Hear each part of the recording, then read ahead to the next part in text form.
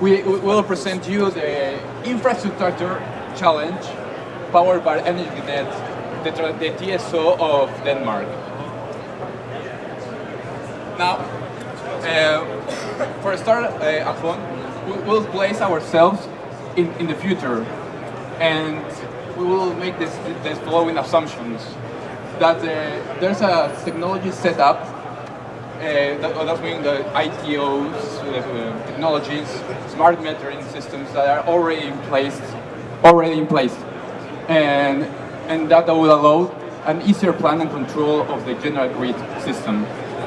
And also, another assumption that we take is that in the future it's going to be local aggregation. That means like the decentralized energy generations already in place. We focused on the problem on tariff structures. These tariff structures will lead into incentive for local consumption. That means in the better integration of these decentralized energy generations for a grid utilization, and also cooperation among the different sectors into the industry. What's our vision about this grid in the future? Like the TSO will be linked with clusters of prosumers. These prosumers will be these clusters are entities that control the demand, production, and storage, but in a certain degree. There will always be trading within the TSO and the other clusters. Clusters are locally, geographically located. Thank you very much. So, the concept that we'd like to propose to you is basically an evolution of the tariff structure. Right now, the energy price is very transparent because it's a result of the market clearing. For what concerns the network charges, there's no transparency. Basically, they're just assigned, calculated, and they have to pay. But there's two things that are quite positive for to look for a market approach. It will be more transparent. So the first is that each cluster we have here may have different needs and different capacity to pay. And the other side is increase the control and planning capacity. Would be very positive for would be opportunity for a market approach. So how to do it? It's very complex, but for the market design, should facilitate maximum interaction between different clusters in order to allow the best scheduling, reducing the cost on the cluster, on the consumer side, on the side of the TSO, ensuring the optimality of the usage of the network. So the benefits that we found of this approach are first, the creation of incentives for clusters to be autonomous. So they will be empowered by deciding on their own what is the best trade-off between depending on the grid, and the other side being autonomous. Since there is this local attention and controllability enhanced, basically the resiliency of the network is improved.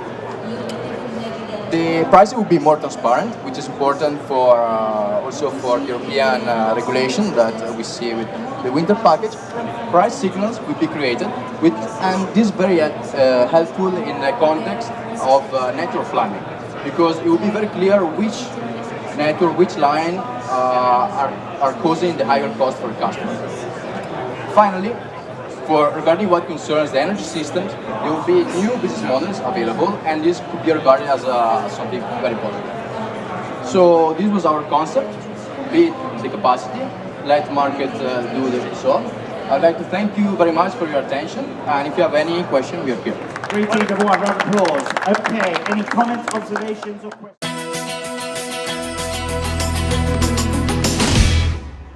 Okay, so I would like you guys to meet Andres. Andres has a house in south of Spain, and at the same time, he values independence. He would like his house to be totally 100% A-level energy independent, and he would like to invest in sustainable energy. But at the same time, he doesn't have much money.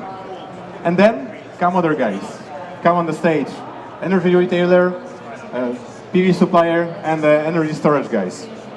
All of them try to sell their product to Andres, but he can't invest.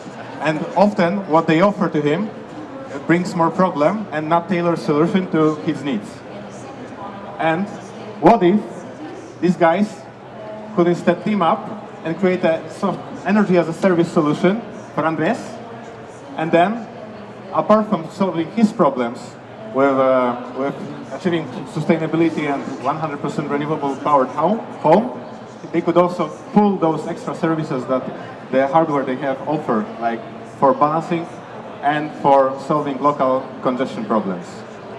This is a solution that benefits everyone, and all you have to do is develop a nice framework where this solution is possible in terms of the product and the different technologies and pulling it together as a one product. Our energy as a service solution to grid congestion for Energinet.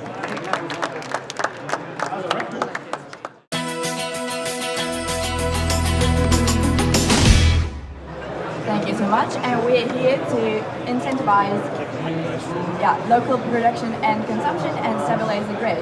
So the concept we're introducing is the local system operator, a neighborhood which is able to connect and trade electricity and heat in the local market. What we noticed is that with the current tariff structure, it's not possible to incentivize local markets, so we need to have a flexible tariff depending on the market. So basically, for the local market, the tariffs will be more preferable than for the wholesale. So how does that work? Okay, we have one neighborhood, for instance, it could be some residential buildings and some industry with some generation capacity, maybe some storage. They trade between each other and try to balance their market price, balance their grid. If they're not balanced, we have another neighborhood with some storage capacity and generation assets. They can trade between each other at a certain price. If it's not enough, we can trade with the main grid. What they pay for the TSO is the subscription fee and a fee based on the amount they want to consume. How are we going to manage that? We're going to have a platform for peer-to-peer trading.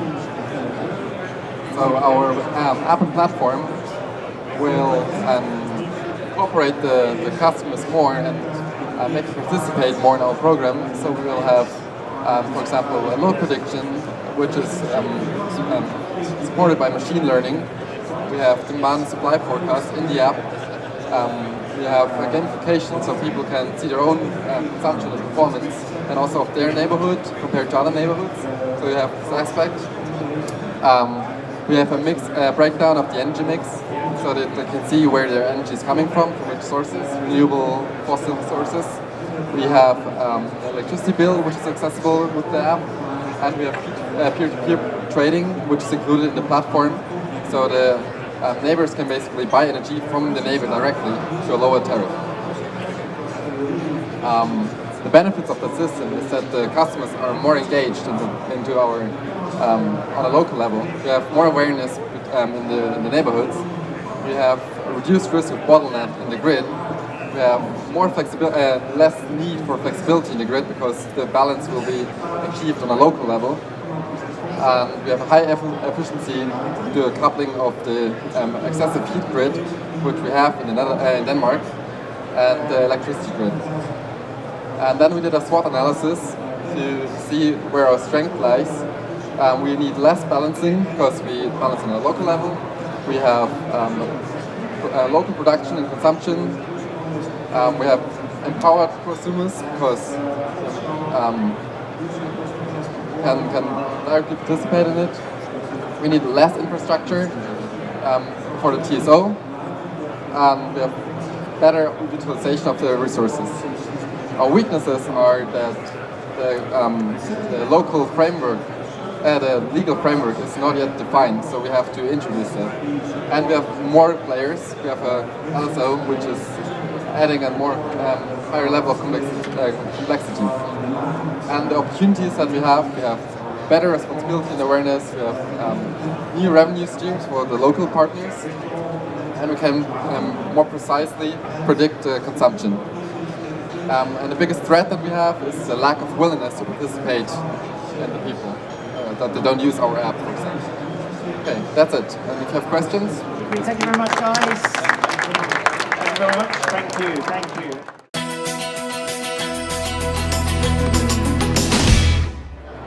Hello everyone, we're team number 4. We're working with the challenge for Energinet.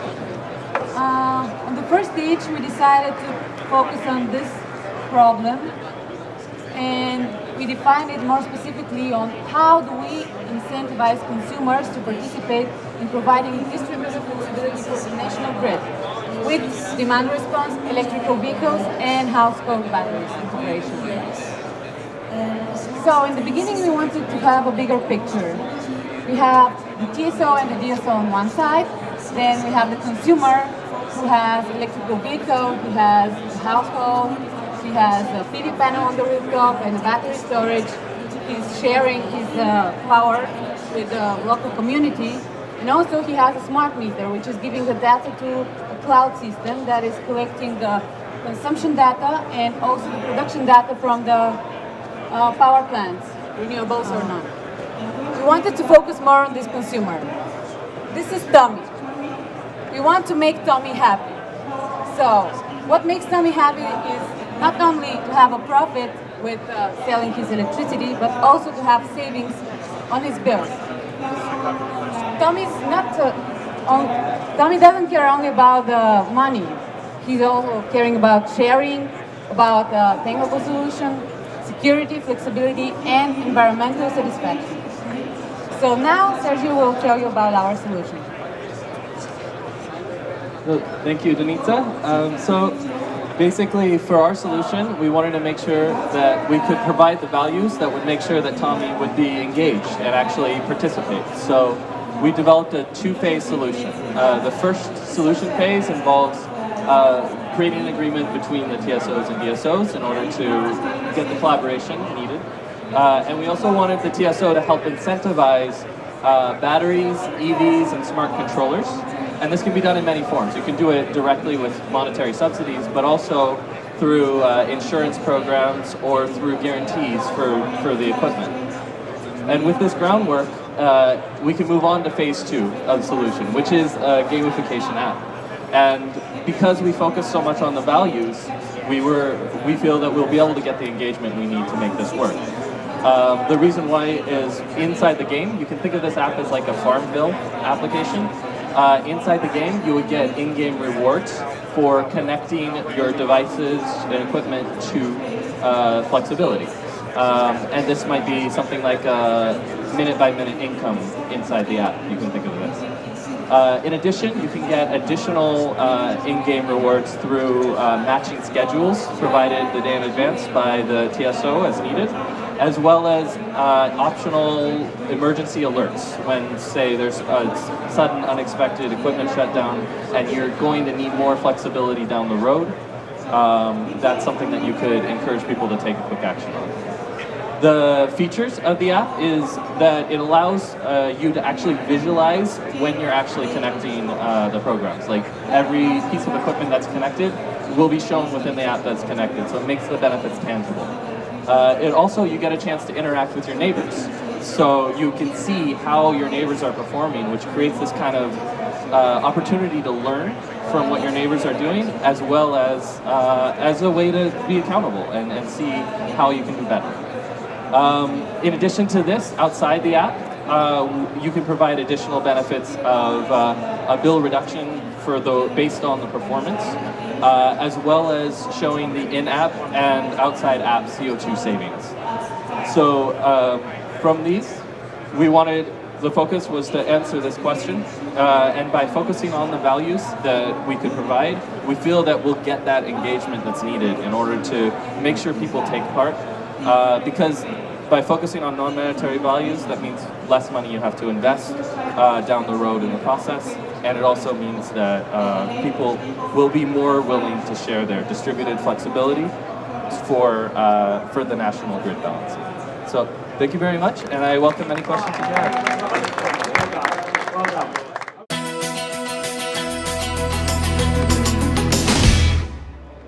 Good afternoon, ladies and gentlemen. My name is Alex, and I'm from Team 5, the best team. And we're going to talk to you today about the challenge Energinet is giving us to do with the changing flows of electricity and utilisation in the transmission grid. So I think the biggest issue we've got at the moment is we're having so much more renewable energy in the system, and renewable energies are highly varied, which cause disruptions in the system. These disruptions require additional investment to reduce congestion in the distribution grid, as well as to improve reliability and capacity reserve in the transmission grid. Thank you. Okay, so the root cause of this is because we deal with a centralized electricity network. And so we feel that decentralization of the electricity grid improves grid utilization and balancing.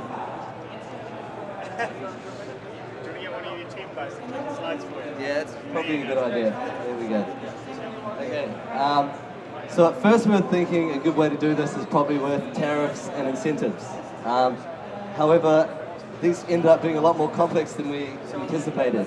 Tariffs are made up of both DSOs, TSOs, tax, and then also like just the electricity prices as well, all affects it. And then to implement a variable tariff system, you must have visibility to your end consumers, because if you're trying to get them to change, you have to provide them with the ability to see how they're going to change. All of this with the current, how there's 2 different companies involved, and then to get a live feed to them to make to the consumer to get it, it's becoming more and more complex. As well as this, it's rather forceful. You're forcing your clients to change by penalising them for when they're not doing what they should be.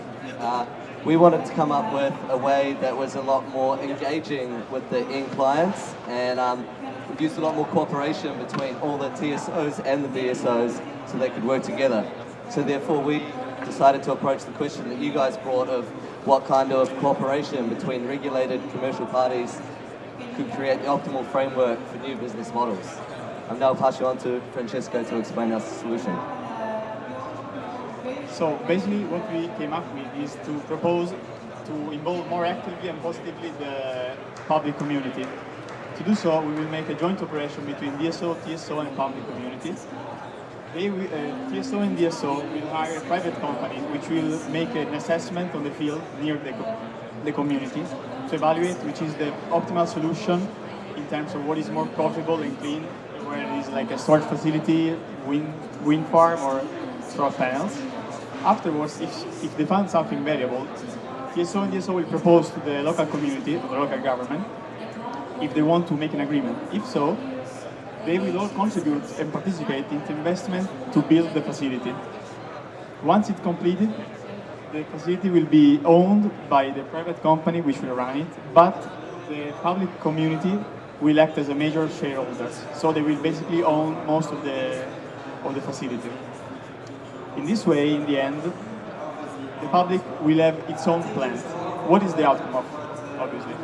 Well, for the customers, the outcome is that even if there is a higher initial investment, they will have a long-term bill reduction, even by the fact that part of the energy will be produced from them and it will be clean and free. They only have to buy the additional one, which will be delivered by Energinet. Of course, what is in for Energinet? Well, of course, since you don't have to face directly the renewable installations, as they are meant to be something like a standalone installations, you won't have to face their grid fluctuation. You will have also a reduced grid load that will end up in a reduced maintenance cost. And of course, you don't have to expect to upgrade your grid to withstand the renewable energy. So in the end, you will have an investment barrel. And that's about it. Oh, very nice. Between, like, the text